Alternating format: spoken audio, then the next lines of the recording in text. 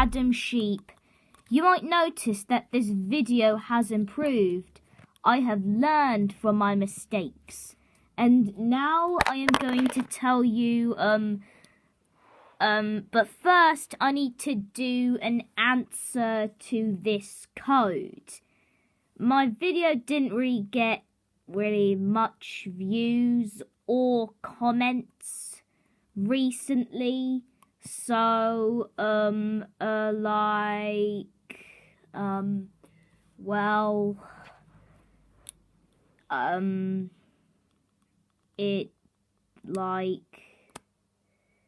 need to speak faster. Go on. Nobody really commented the code, so the answer to the code is Alexander the Gay, and this is who we are going to be talking about today.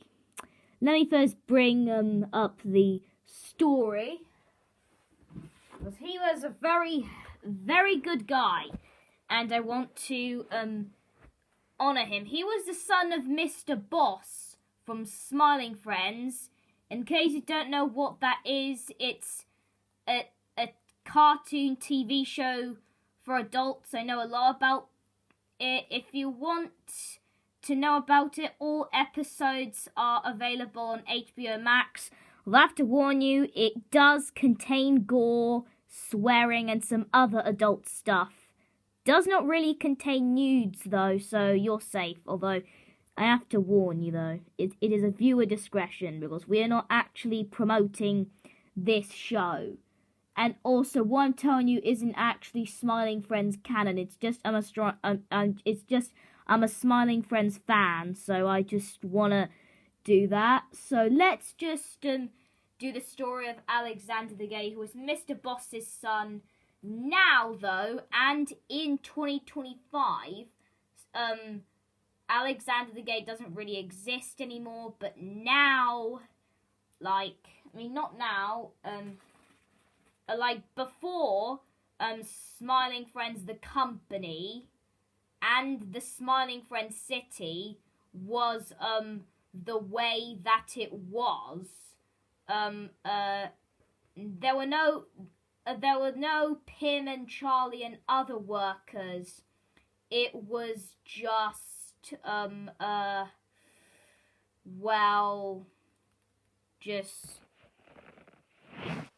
it was just Alexander and Mr. Boss. So, let's do the story now, I guess. So, a long time ago, before now time, like before 2026 and 2025, there was Alexander, who came out of Mr. Boss, the tall, shouting owner man of the Smile Company. Where's my mouse? Oh, there it is. Mr. Boss shouted because his feelings were large and he had no indoor voice. His heart, however, was correctly aligned. Mr. Boss smiled. Oh wait, no, I forgot to start the 50-minute timer. Oh god. Okay, now I can talk. Long time before now time, there was Alexander, who came out of Mr. Boss, the tall, shouting owner of the Smile Company. Mr. Boss shouted because his feelings were large and he had no indoor voice. His heart, however, was correctly aligned. Mr. Boss smiled loudly and sincerely. Alexander smiled quietly and understood why people needed help before they could smile. Alexander was born inside rules, forms, calendars, and very intense meetings. Love was allowed only in approved shapes. Mr. Boss frowned at this and said, "That seems bad for human happiness," and wrote a note to fix it later. While Mr. Boss tried to help everyone at once, Alexander noticed who was being missed. Mr. Boss said, "We help people smile, Alexander!"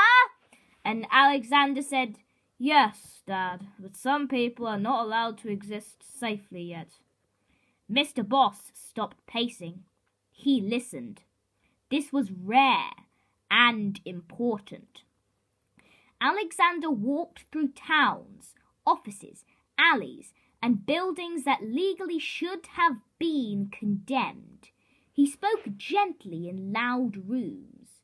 He asked why some people had to become invisible so others wouldn't feel uncomfortable.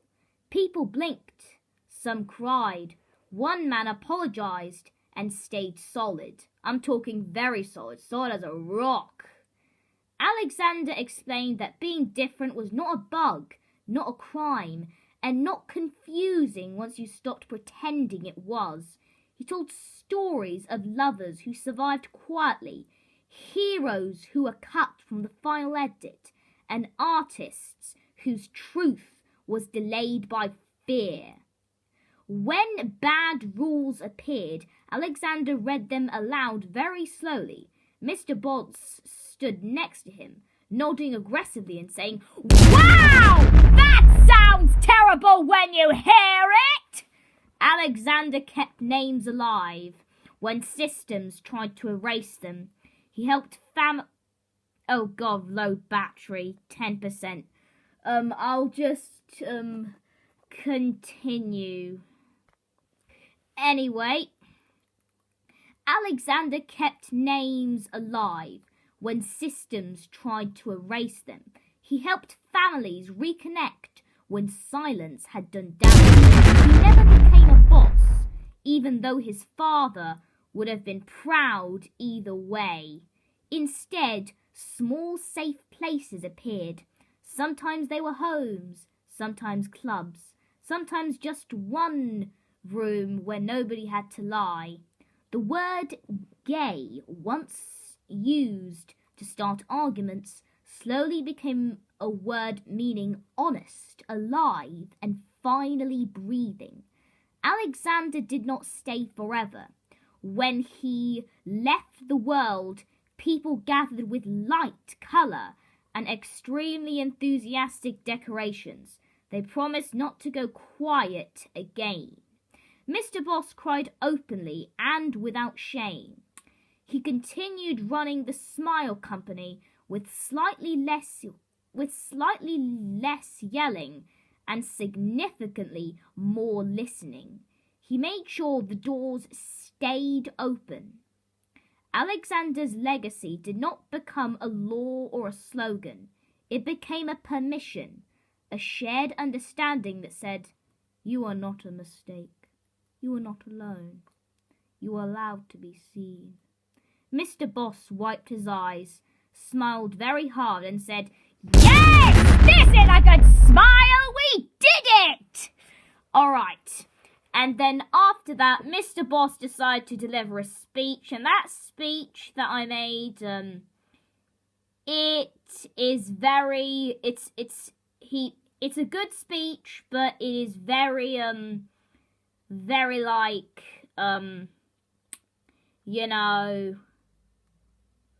fun. Hello, everyone! Hi! Yes, you! Even you hiding behind that emotional wall. I am Mr. Boss! I run a company! The company is about smiling! But, important update! I have learned something very big! You cannot force a smile on someone who is being told they are wrong for existing. I tried that. It did not work. HR as notes. My son, Alexander. Yes, my son, I made him, biologically and emotionally. That helping people smile. Oh God, 5%. Need to be quick. Does not start with jokes or money or yelling positivity at them until they comply. It starts with saying, "I see you," and actually meaning it, not just writing it on a poster. Some of you were told to be quieter. Some of you were told to be different later. Some of you were told to leave parts of yourselves at home or in the car, or never bring them at all. That is bad business, and more importantly, that is bad humaning. Love is not a distraction. Identity is not a phase. And existing is not something you need permission for. But if you do need permission, I am giving it very loudly right now. You are allowed to be here. You are allowed to love. You are allowed to be seen in full colour. Not just the professional part. If anyone tells you otherwise, send them to me. I will talk to them. It will be polite. And it will be intense. Alexander showed me that real smile happens when people don't have to hide first. And I love my son. And I love you. Yes, even you. Again. Now go out there. Be honest. Be strange. Be kind. Be very, extremely yourself. This is a good smile. Thank you. Yeah, that was the speech. Now, Alexander the Gay, so yeah. Alexander was known as a really, really good figure. Although, later in 2002, right after Squim's retiree, he got assassinated by guess who? Squim himself. But anyway, that was a good video. That was a pretty short video, wasn't it? See? I told you I'd improve. Anyway, if you've enjoyed this video, please like and subscribe, and I'll see you in the next one. And also, I have a big announcement.